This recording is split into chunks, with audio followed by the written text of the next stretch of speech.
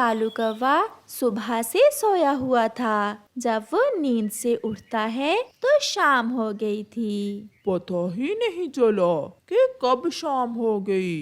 आज अगर गोरी के लिए कुछ खाने को ना लेकर गया तो वो मुझे छोड़ेगी नहीं। चलो किसी पक्षी को रोज की तरह पागल बनाता हूँ। ऐसा सोचते हुए कालू कौवा वहाँ से उड़ता है। वो सीधा कबूतर के पास जाता है। कबूतर यार, मेरे घर में मेहमान आ गए हैं। घर में भोजन थोड़ा है, प्लीज मुझे कुछ भोजन दो, नहीं तो बहुत बेइज्जती होगी मेहमानों के सामने।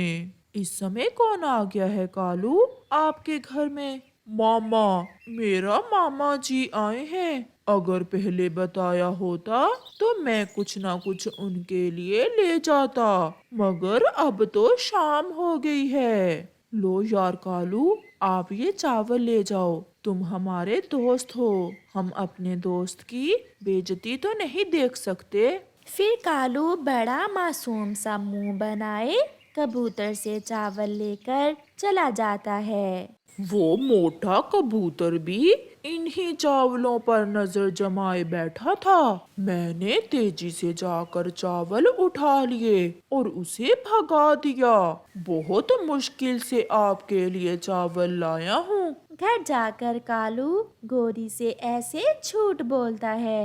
मेरा कालू बहुत अच्छा है, कोई नहीं मेरे कालू जैसा। वो तो मैं हूँ, मेरे जैसा आलसी कोई हो ही नहीं सकता। क्या कहा आपने? कुछ नहीं, मैंने कहा कि मेरे जैसा मेहनती कोई हो ही नहीं सकता। दूसरे दिन गोरी कालू से कहती है, कालू आज मेरा जन्मदिन है, मेरे लिए कुछ खास लेकर आना खाने को, और थोड़ा जल्दी घर आ जाना। हम दोनों मेरा जन्मदिन मनाएंगे। तुम चिंता ना करो गोरी, मैं बहुत स्वादिष्ट भोजन लेकर आऊंगा तुम्हारे लिए। फिर कालू कौवा अपने घर से निकलता है। पहाड़ों के पास बड़े पेड़ के पास जब भी कालू आता तो उसे ठंडी छांव देखते ही नींद आने लग जाती। वो वहाँ बैठ जाता है और सो जाता है। वो गहरी नींद चला जाता है। सूरज चाचा अपना सफर करता हुआ दूर चला जाता है और फिर कालू को जाग आ जाती है। मैं भूल ही गया, आज तो गोरी के लिए कुछ स्पेशल लेकर जाना था। आज तो उसका जन्मदिन था। फिर कालू कौवे को एक दिशा से खुशबू महसूस होती है। कालू कौवा उस खुशबू की दिशा में उड़ता है। खुशबू का पीछा करते करते कालू चिड़िया के घर तक पहुंच जाता है। तो चिड़िया कुछ खास बना रही है। मैं चिड़िया से भी कोई ना कोई झूठ बोलता हूँ। फिर कालू कौवा चिड़िया के दरवाजे पर दस्तक देता है। क्या बात है कालू? मैं खिचड़ी बना रही हूँ, मेरी खिचड़ी जल जाएगी, जल्दी बताओ। चिड़िया बहन, अच्छा ही हुआ जो आप आज खिचड़ी बना रही हैं। मेरी पत्नी के पेट में बहुत दर्द है। उसे बुलबुल डॉक्टर ने कहा है कि खिचड़ी खानी है। प्लीज मुझे थोड़ी सी खिचड़ी दे दो। कौवे भैया, मैंने तो खिचड़ी थोड़ी सी ही बनाई है, उससे तो मेरा और मेरे बेटे का पेट ही भरेगा। अपनी मम्मा की ये बात सुनकर चिड़िया का बेटा कुकू बाहर आता है और कहता है, मम्मा कोई बात नहीं, हम थोड़ी थोड़ी खिचड़ी खा लेंगे। आप कालू अंकल को खिचड़ी दे दें, न जाने कितना दर्द होगा गोरी आंटी के पेट में। फिर थोड़ी देर सोचने के बाद चिड़िया खिचड़ी एक डिब्बे में डालकर कालू को दे देती है और कालू वहाँ से चला जाता है। आप इसे नहीं जानते हो बेटा, ये एक नंबर का फ्रॉडिया है, बहुत झूठ बोलता है ये। मम्मा, हो सकता है कालू अंकल सच ही बोल रहे हो। कालू घर जाकर गोरी को खिचड़ी देता है और कहता है, मीठे फल थे मेरे पास, रास्ते में चिड़िया मिल गई और मेरी विनती करने लगी कि कालू भैया मीठे फल मुझे दे दो और खिचड़ी ले जाओ। कालू, बहुत अच्छा किया तुमने जो चिड़िया को मीठे फल देकर खिचड़ी ले आए। आज तो खिचड़ी खाकर मेरा जन्मदिन स्पेशल बन जाएगा। ऐसे कहते हुए गोरी कव्वी खिचड़ी खा लेती है।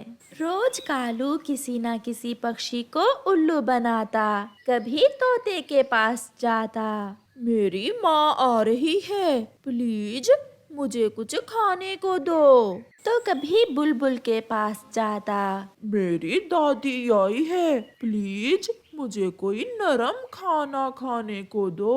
ऐसे सब पक्षी जान गए थे कि कालू कौवा बहुत झूठा है। एक दिन सच में कालू कौवे के घर उसके मामा जी आ जाते हैं। शाम का समय था। कालू के घर में तो कुछ भी खाने को ना था। कालू की पत्नी गोरी कालू कौवे से कहती है, कालू, जाओ और मामा जी के लिए कुछ खाने को लाओ।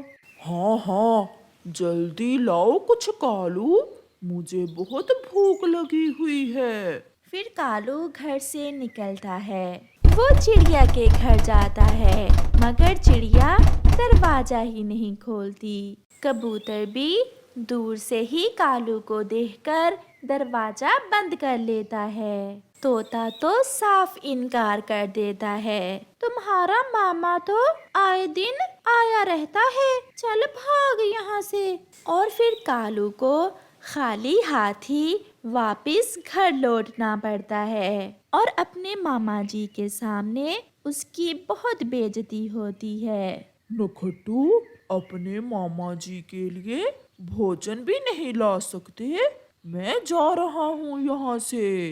कालू बहुत शर्मिंदा था। इस कहानी से हमें सीख मिलती है कि जो मेहनत नहीं करता उसे हमेशा दूसरों के सामने शर्मिंदा ही होना पड़ता है। गुड़िया बेटी, नदी में पानी सूखने ही वाला है, आप जाएं और पानी का मटका भर लाएं।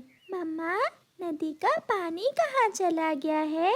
बेटी, बारिश हुए देर हो गई है ना, इसलिए नदी का पानी सूख गया है। जैसे ही बारिशें शुरू होंगी तो सभी नदी नाले फिर से भर जाएंगे। फिर गुड़िया अपना मटका उठाती है और नदी से पानी लेने चली जाती है। नदी में पानी तो बहुत थोड़ा था, मगर गुड़िया अपना मटका भर लेती है और पानी लेकर घर की तरफ उड़ती है। जग्गू कौवा, जो बहुत शरारती था, एक पेड़ की डाल पर वो लेकर बैठा हुआ था।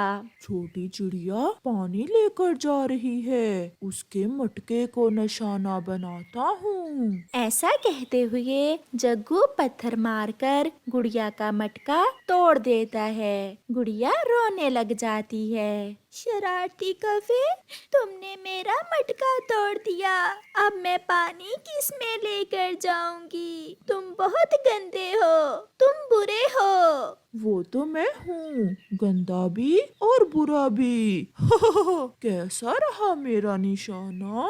ऐसा कहते हुए जग्गू कौवा वहाँ से भाग जाता है। गुड़िया वहाँ बैठी रोती रहती है। बेटी, चुप हो जाओ, चुप हो जाओ, मेरी बात सुनो।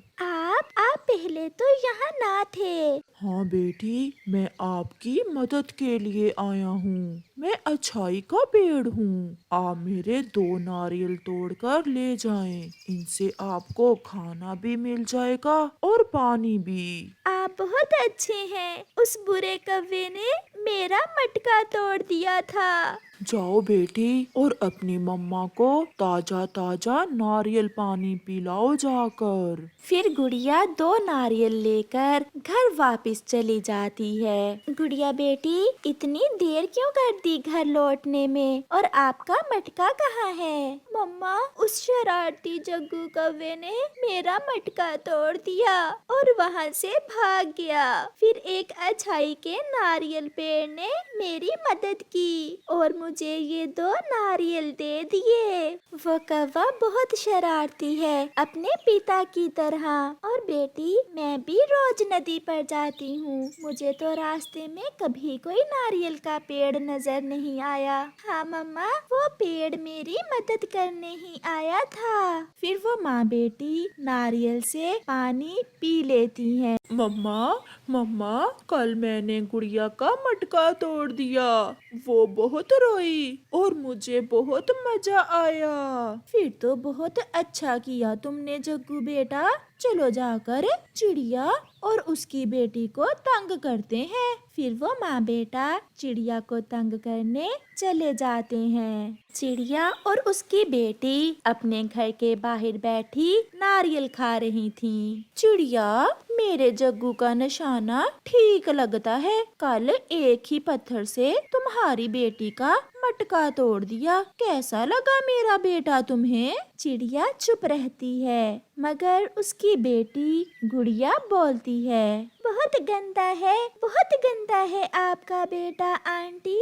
मगर हमने भी पानी की जगह नारियल पानी पिया, क्योंकि जहाँ बुराई है वहाँ अच्छाई भी है। वो कैसे गुड़िया? जब तुम्हारे बेटे ने गुड़िया का मटका तोड़ा तो अच्छाई के पेड़ ने गुड़िया को ताजे ताजे नारियल दे दिए थे। चलो मम्मा, अब तो हम रोज ताजे ताजे नारियल खाया करेंगे। चिड़िया और उसकी बेटी वहाँ से चली जाती हैं। मम्मा मम्मा, चलो हम भी उनके पीछे जाते हैं। वो दोनों माँ बेटा भी चिड़िया के पीछे चले जाते हैं।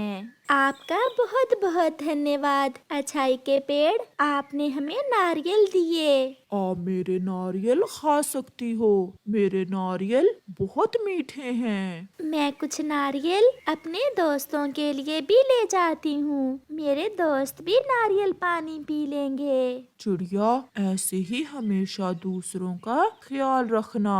आप मेरे नारियल ले जाओ। फिर गुड़िया और उसकी मम्मा कुछ नारियल लेकर वहाँ से चली जाती हैं। जग्गू और उसकी मम्मा छुपे हुए सब देख रहे थे। जैसे ही चिड़िया जाती है, वो दोनों नारियल के पेड़ के पास जाते हैं और एक नारियल तोड़कर नारियल पानी पीने लगते हैं। छी छी जग्गू, ये नारियल पानी का स्वाद तो बहुत बुरा है। ये बहुत गंदा नारियल पानी है। जैसे तुम गंदे हो वैसा ही तुम्हें नारियल पानी मिलेगा। फिर वो दोनों माँ बेटा वहाँ से चले जाते हैं। जब वो घर जाते हैं तो चिड़िया उनके घर में एक नारियल देने आती है। गोरी, ये लो, आप भी नारियल पानी पी लो। आपने तो हमारे साथ अच्छा नहीं किया, मगर नारियल के पेड़ ने कहा था कि सबका ख्याल रखना।